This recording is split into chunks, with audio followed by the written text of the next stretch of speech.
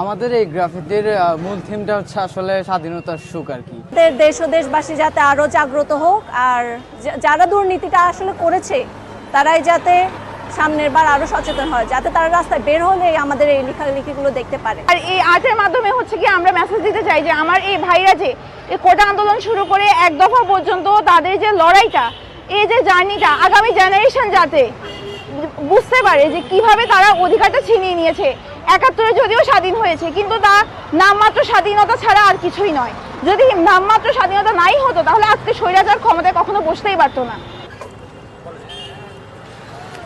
রাতে মোমবাতি জ্বালিয়ে যে আন্দোলন করেছিল, আমরা সেটি স্মরণ করে রাখার জন্যই এটি এঁকেছি। আমরা ২০২৪ সালের জুলাই মাসে যে রক্তক্ষয়ী আমরা একটি যুদ্ধ করছি, একটি সংগ্রাম করছি এবং ১৯৭১ সালের যেই মহান যুদ্ধ সেটাকে আমরা পুনরুত্থান করছি।